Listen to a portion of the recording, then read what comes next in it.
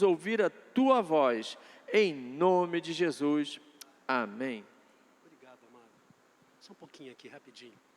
Hoje eu recebi 2 bênçãos.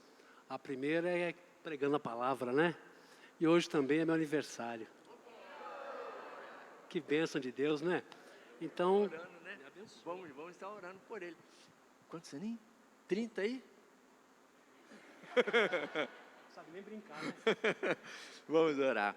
Pai querido, Pai amado, muito obrigado a Deus pela vida do nosso pastor Kennedy, homem de Deus, ó Pai, um homem, ó Pai, que tem se desgastado na tua obra, Senhor, tem se doado para ti, ó Deus, que o Senhor, ó Pai, que o Senhor conceda a ele muitos mais anos, ó Deus, na tua presença, cheio de sabedoria, cheio de virtude, um homem usado pelo Senhor, ó Pai, que o Senhor derrame graça, unção, ousadia sobre a vida dele, e que as mãos dele, que os pés dele, aonde for, a tua presença o acompanhe, Pai. Sê com ele, ó Deus, sê com ele, ó Deus, dê a ele, ó Pai, a alegria do teu Espírito em mais um ano, Pai, que em mais um ano ele possa testemunhar de que só o Senhor é Deus sobre a vida dele, Pai. Assim, ó Deus, a igreja agradece a Ti, em nome de Jesus, amém. Obrigado. Deus te abençoe. Faço 60 anos. Nem parece, né? Parece mais, né? Glória a Deus, é bom. Salmo 1, primeiro salmo. Vou te ajudar, está no livro de Salmos, vou te ajudar.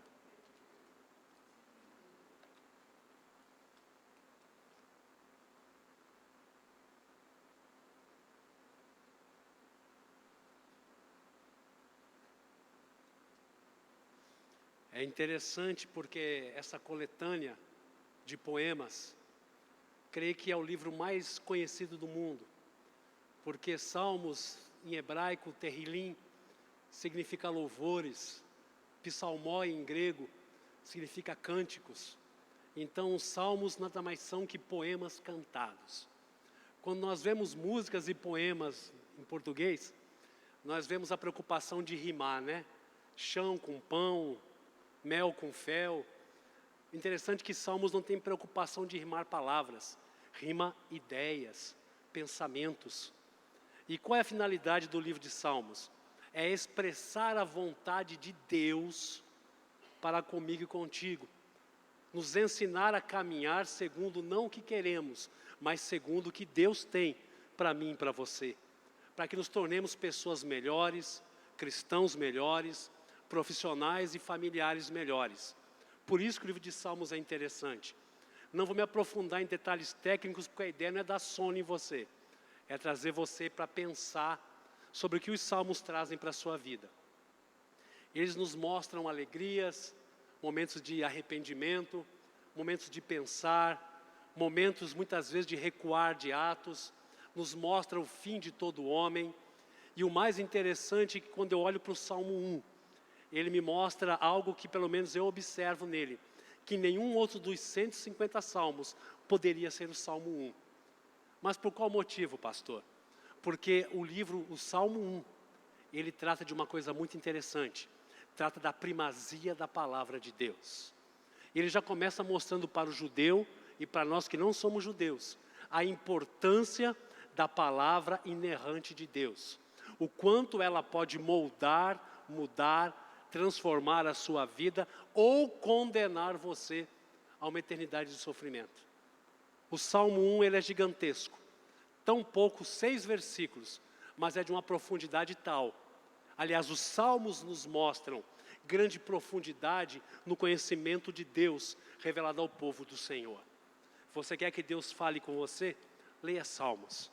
E como isso aqui será uma série de pregações, de palavras sobre Salmos, e espero que sejam muitos, porque Salmos tem uma riqueza tremenda e que muito vai te abençoar. Vamos ler os Salmos? Se você achou aí que Salmos, logo, na verdade é até bom explicar, que embora a Bíblia toda seja formada por capítulos, Salmos não são capítulos. Capítulo 5, capítulo 7, não existe isso. Como são louvores a Deus, poemas, cada um é o Salmo 1, é o Salmo 10. Amém? Só por curiosidade.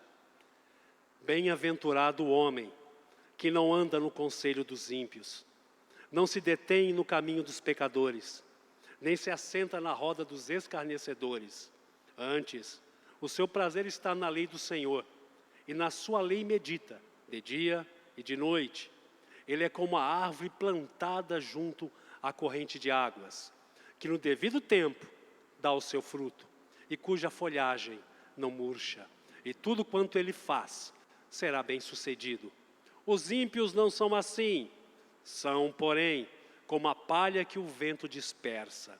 Por isso, os perversos não prevalecerão no juízo, nem os pecadores na congregação dos justos, pois o Senhor conhece o caminho dos justos, mas o caminho dos ímpios perecerá. Deixa a tua Bíblia aberta.